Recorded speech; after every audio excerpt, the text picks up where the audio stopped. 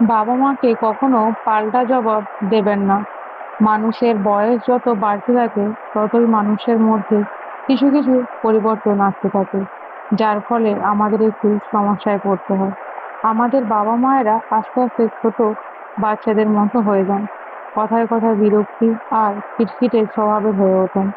এই অবস্থায় তাদের উপর রাগ না করে শান্ত হয়ে জবাব দিন। মা-বাবার সাথে রোজ কিছুটা সময় কাটান। আমাদের বাবা-মায়েরা আমাদের থেকে কিছুই চান না। শুধু এটুকুই চান যে পরিবারের প্রত্যেকটি সদস্য রোজ ভালো করে একটু কথা বলবে আর তাদের সাথে একটু বসে সময় কাটাবে। তাই আমাদেরও উচিত একটু করে রোজ তাদের জন্য সময় বের করা, যেটা আমাদের কাছে খুব বড় কোনো ব্যাপার নয়। বাবা-মায়ের আজ্ঞা পালন করুন। যে সন্তানরা বাবা-মায়ের আজ্ঞা সবসময় পালন করে চলে, তাদের শ্রেষ্ঠ সন্তান বলে মনে করা হয়। সেই বাবা-মায়েরা সবচেয়ে সুখী আর সৌভাগ্যশালী হয়ে থাকেন।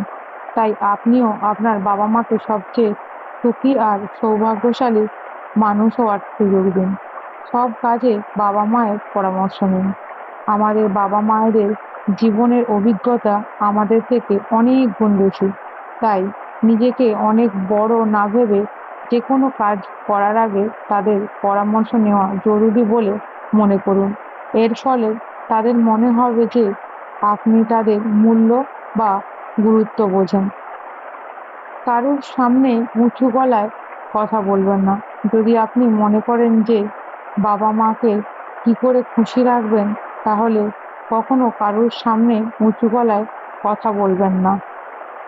এই ব্যবহার কোনো বাবা-মাই পছন্দ করেন না। তারা মনে কষ্ট পেয়ে থাকেন। বাবা-মা যেটা বলতে চান সেটা বলতে দিন আর মন দিয়ে শুনুন। অনেক বাড়িতে দেখা যায় যে বয়স্ক বাবা-মায়েরা কিছু বলতে চাইছেন, কিন্তু পরিবারের সদস্যরা জেনে বুঝে তাদের প্রতি অতটা ধ্যান দেয় না। তাদেরকে এই বলে ইগনোর করা হয় যে তাদের তো স্বভাবটাই এটা। বাবা-মায়ের রাগকে চুপচাপ সহ্য করতে শিখুন। আপনি যদি জানতে চান যে বাবা-মাকে কি করে খুশি রাখতে পারবেন, তাহলে বাবা-মায়ের রাগকে চুপচাপ সহ্য করতে শিখুন। কারণ তারা আপনাকে শাসন করেন যাতে আপনার ভবিষ্যৎ ভালো হয়। বাবা-মায়ের চোখে চোখ রেখে কথা বলবেন না। বাবা-মাকে খুশি রাখতে হলে সবসময় চোখ নিচে রেখে তাদের কথা শুনুন। একজন বাবা কখনোই পছন্দ করেন না যে তার সন্তান কথায় কথায় তাকে চোখ দেখাক। নিজের ওয়াইফকে সবসময় বাবা-মায়ের সম্মান করাতে বলুন। সকল বাবা-মাই চেয়ে থাকেন যে তারা যেমন এমন একজন পুত্রবধূ পান যে সে পুরো পরিবারের সাথে তাদেরও একটু দেখাশোনা করে। কিন্তু এখন উল্টো। আজকাল বেশিরভাগ বৌমারা তাদের শ্বশুর-শাশুড়িকে সহ্য করতে পারে না। তাদের সেবায় কখনো যেন খামতি না থাকে।